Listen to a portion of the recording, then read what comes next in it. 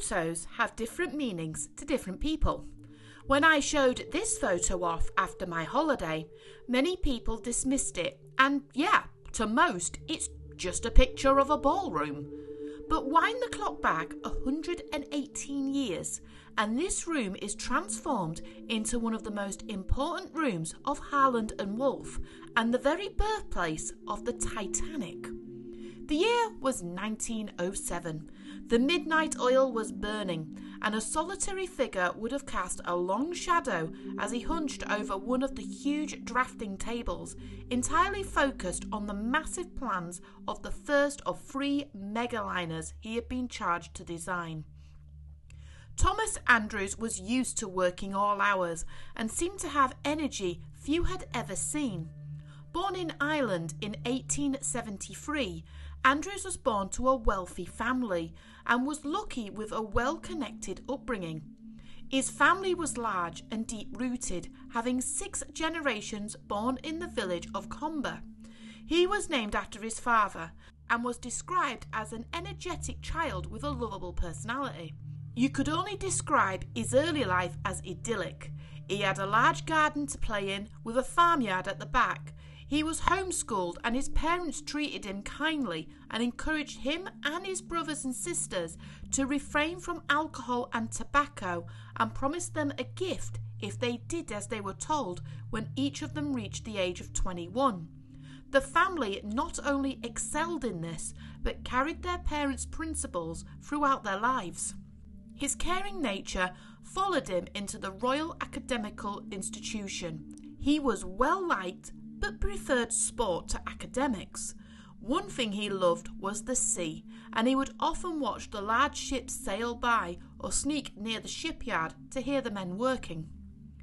When Thomas was 16, he left school and was inducted into the Harland and Wolff as a premium apprentice, with his uncle Lord Pirrie at the helm. Lord Pirrie loved his nephew dearly, but he knew he could not show the boy any special favour.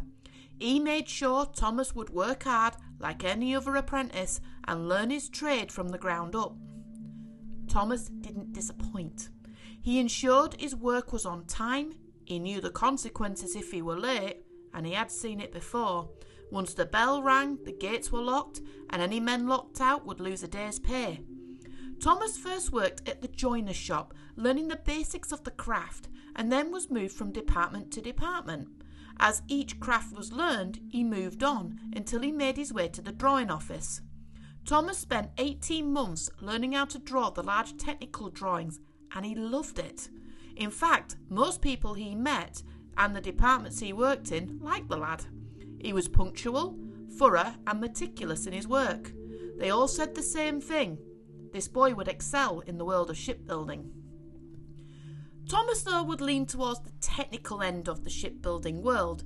He studied hard at night school to learn freehand technical drawing and theories of naval architecture. His hard work paid off. In 1893, he was given supervisor rights to the construction of the Mystic and was allowed to represent the company to one of the Harland and Wolff's biggest customers, the White Star Line, all before he had even reached the age of 21. Things were only going to get better for Thomas. With each ship he supervised, the more he was trusted with more important work. After his apprenticeship, Pirrie moved him to the repair department, where he would not only oversee the repair and renovation of ships, but make several recommendations on repair improvements.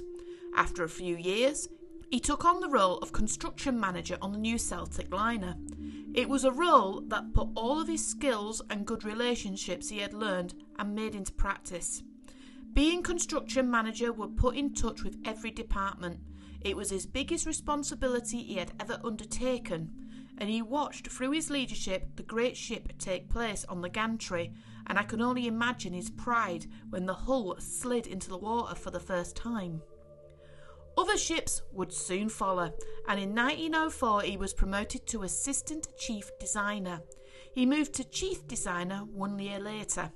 He would be one of the youngest designers in his field, and he would play a major role in the next 2 years designing new and better liners. In 1907, Pirrie met with the White Star Line chairman Bruce Ismay. The White Star Line was a regular customer, so an order from them was nothing new. What was new was what Ismay had in mind. 3 superliners, each one a palace on the water and larger than a skyscraper.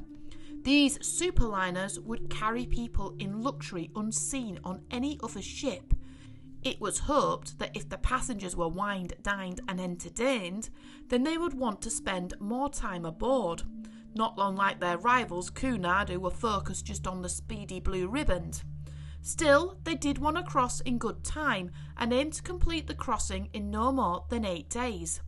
With such a large project and a £3 million budget for 2 ships, excluding an additional 5% budget increase in case they overran, Peary knew the perfect man to design these 2 floating palaces, and Thomas saw the sisters as his crowning achievements.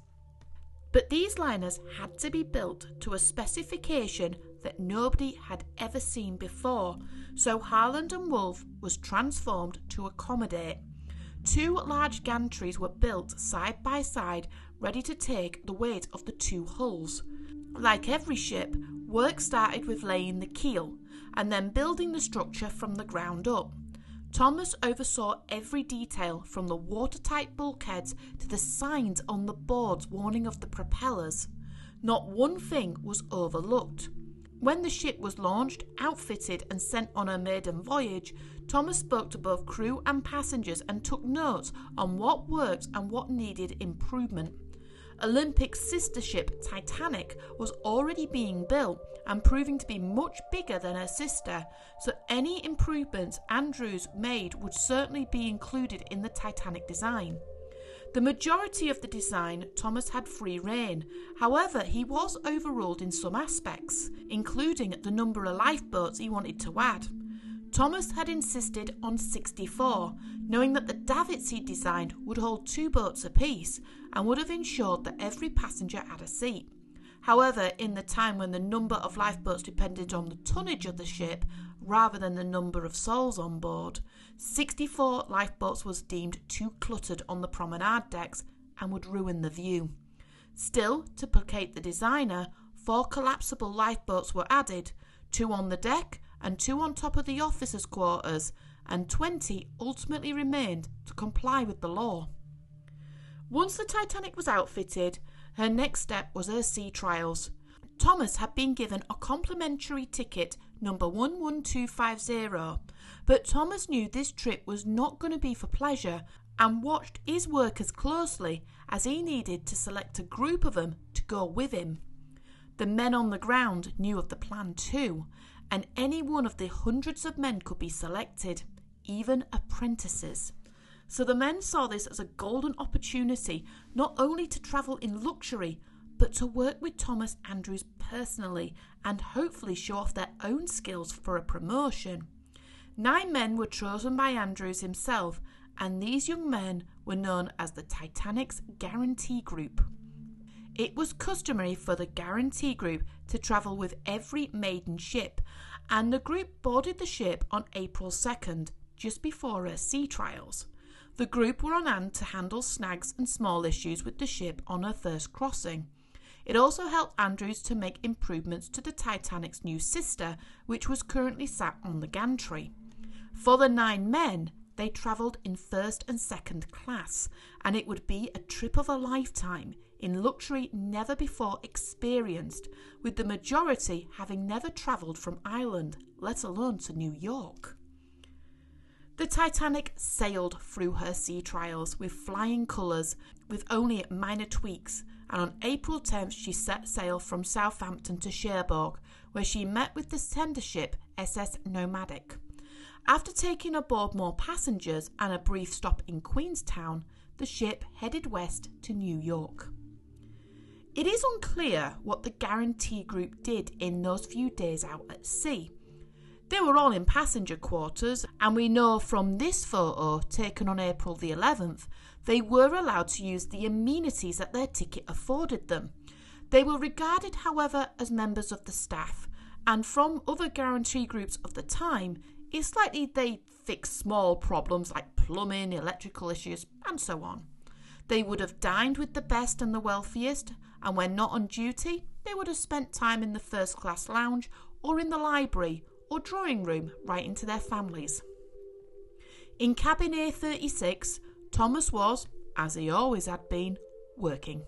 He mulled over the plans of the Titanic and the new sister ship, making improvements between the two, just as he had done with the Olympic. Although this liner was his most stunning ship to date, there was always room for improvement. He kept in regular contact with the Guarantee Group, noting down any teething issues. He was treated with as much prominence as Bruce Ismay himself. However, unlike Ismay, he knew this was no pleasure cruise, and his mind was focused on ensuring the ship ran as smoothly as possible. On the 14th of April at 11:40 p.m, Thomas was in his stateroom when the iceberg hit. Although the shudder would have been slight, he would have known instantly something was wrong, and was seen making his way upwards towards the bridge on deck A. It was likely he saw the iceberg as it floated into the distance, and he would have instantly put two and two together. According to eyewitnesses, Thomas about turned and raced downwards to see the damage for himself. The witness said he told them that he knew the ship better than anyone and could reassure the passengers himself. He was further seen racing down the stairs by E-deck towards the mailroom, and it seemed that Captain Smith had the same idea, that was seen heading back up the grand staircase with a grim face. Thomas separated once again to check the other compartments before making his way back up to the bridge. 5 of the compartments had been breached. The Titanic would have stayed afloat with just 4, but Thomas knew that when the 5th compartment filled, the combined weight would drag the ship down to below E-deck, above the bulkheads. There was nothing anybody could do, and as he told the captain the ship only had a few hours of life left, both him and the captain would have given knowing grim glances, for they both knew the situation with the lifeboats. Thomas wasted no time. He couldn't save them all, but he would save as many as possible, and was next seen rallying passengers below deck and encouraging everyone he saw to wear their life vests. He then went topside to assist with the launching of the lifeboats. Both he and Ismay helped fill lifeboat number 7 and then number 5 with as many women and children as possible. But in the growing chaos, the sightings of Thomas was getting a little woolly.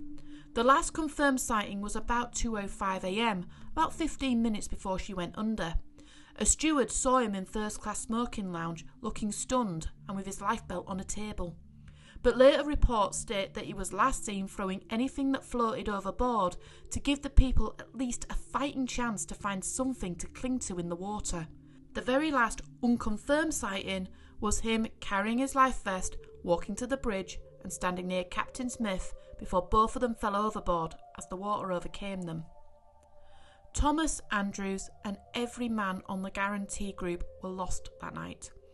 Back in Ireland, when news reached Harland and Wolff of the disaster, the men hailed Thomas as a hero, with many newspapers calling him a true gentleman, giving his life for his passengers, and an irreplaceable gent.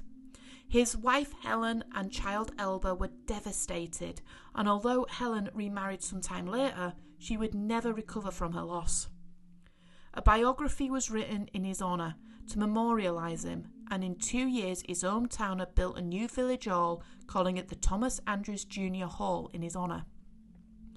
Belfast has ensured it'll never forget Thomas Andrews, nor will it ever forget the boys lost from the Guarantee Group. Their names are etched in the very dock they worked on, and the last surviving White Star Line ship, and one of Thomas's designs, the SS Nomadic, sits in dry dock in front of the Titanic Museum. Many of the drawings Thomas made and the tools he used are still around, and the drawing room is now part of a new hotel, but is open to visitors for free and provides information about its history. If Thomas had survived, there was no doubt he would be tipped to be Harland and Wolff's next successor. He was hugely popular with the workers, and his death left many of them broken. To him, he was the perfect gent, brave, down to earth, hard working, and to put it simply, irreplaceable.